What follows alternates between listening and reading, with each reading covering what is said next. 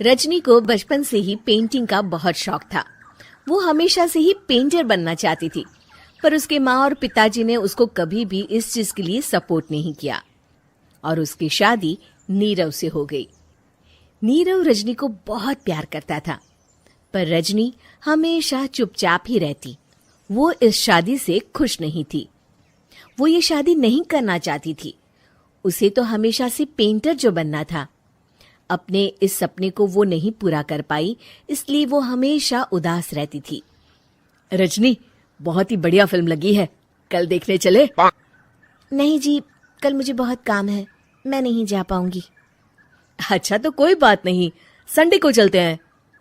देखिए, मुझे फिल्म देखना पसंद नहीं है। आपको जाना है तो चले जाइए। नीरव को मना करके रजनी वहां से चली जाती है और अपने बैग को खोलकर उसमें बंद पड़े ब्रश और कलर्स को देखकर रोने लगती है। रजनी, चलो ना कहीं बाहर खाने चलते हैं, कुछ तुम्हारी पसंद का। जी, मुझे नहीं जाना, मेरी तबीयत ठीक नहीं है। रजनी वहां से चली जाती है। नीरव को समझ नहीं आता कि रजनी उससे इतना दूर क्यों रहती है। वो जब भी उसके साथ वक्त बिताना चाहता है, रजनी कोई ना कोई बहाना बना देती है। एक दिन घर पर कोई नहीं था। रजनी घर का सारा काम जल्दी से खत्म कर लेती है। घर पर अकेले होने के कारण वो सोचती है कि वो आज पेंटिंग करेगी। वो अपने कमरे में जाकर पेंट ब्रशेस और कलर्स निकालकर जैसे ही कलर मिक्स कर रही होती है कि दरवाजे पर बेल बज जाती है। अब कौन आ गया इस वक्त? इतनी मुश्किल से तो मुझे पेंट करने का मौका मिला है। रजनी दरवाजा खोलती है तो उसकी सास अपनी सहेलियों के साथ खड़ी होती है और सब घर के अंदर आ जाते हैं। अरे बहू, सबको शरबत बनाकर पिला दे, बाहर तो बड़ी गर्मी है। उफ। जी। रजनी पेंट ना कर पाने से उदास हो जाती है। उसे गुस्सा भी आ रहा होता है कि उसने इस शादी के लिए हाँ क्यों कह दी। वो रसोई में जा रही होती है कि उसकी सास उसे रोकती है। बहू, सबके खाने का भी इंतजाम कर लेना, आज का लंच तो ये सब यहीं करेगी। हाँ। रजनी बिना कुछ कहे रसोई में चली जाती है। सबके लिए खाना बनाती है। सब खाना खाते हैं और रजनी घड़ी देखती है कि ये सब कब जाएंगे ताकि वो अपनी पेंटिंग कर सके। जब शाम होती है तब सब चले जाते हैं अपने घर। अरे बहू, सब तेरे खाने की तो बहुत तारीफ कर रहे थे, सबको बहुत अच्छा लगा खाना। आपको मुझे सुबह बताना चाहिए था ना कि आपकी सहेलियां आ रही है। पता भी है कितना वक्त लगा सारा खाना बनाने में। अरे बहू, तू ऐसे कैसे बात कर रही है मुझसे? तो और कैसे बात करूं?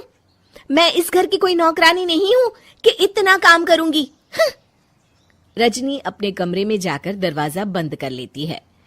शाम को जब नीरव आता है तो उसकी माँ उसे पूरी घटना के बारे में बताती है। क्या रजनी ने आपसे इस तरह बात की माँ? हाँ, और पता नहीं उसे क्या हो गया है, शाम से बाहर भी नहीं आई है। मैंने तो कई बार आवाज दी, खाना भी नहीं खाया उसने। तू ही बात करके देख ले बेटा। नीरव अपने कमरे का दरवाजा खटखटाता है। रजनी, दरवाजा खोलो, मैं हूं।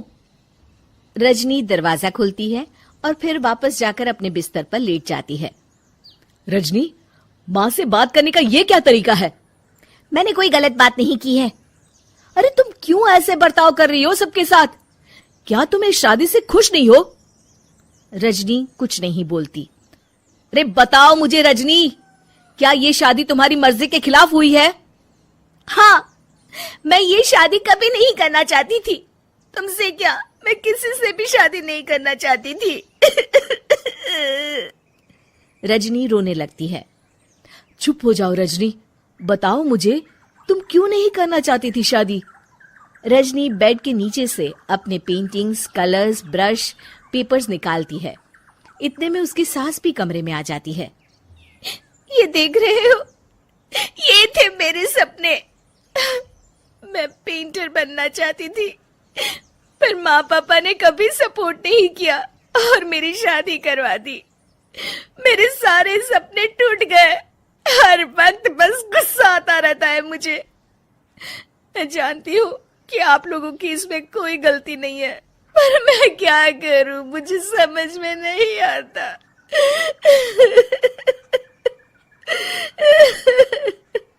रजनी फूट फूट कर रोने लगती है। मुझे माफ कर दीजिए, आप दोनों के साथ मैं बहुत बुरा बर्ताव कर रही हूँ। अरे रजनी बेटा, चुप हो जाओ तुम। नीरव पानी लेकर आता है। ये लो पानी पियो और शांत हो जाओ। रजनी पानी पीती है और उसकी सास पेंटिंग्स देख रही होती है। अरे नीरव, हमें तो पता ही नहीं था कि हमारी बहू कलाकार है। अरे कितनी अच्छी पेंटिंग्स बनाई है, देखो तो। ये वाली तो मैं अपने कमरे में ले जाऊंगी। आपको ये पेंटिंग्स अच्छी लगी? अच्छी नहीं, बहुत अच्छी लगी। और तुमने हमें बताया क्यों नहीं? तुम जब चाहे पेंटिंग कर सकती हो रजनी। हम तुम्हारे सपनों को पूरा करने में तुम्हारा पूरा साथ देंगे। हाँ बेटा, हम कला की कद्र करते हैं। हम कलाकार तो नहीं, पर मुझे गर्व है कि मेरी बहू एक कलाकार है। रजनी, नीरव और सास तीनों हंस पड़ते हैं।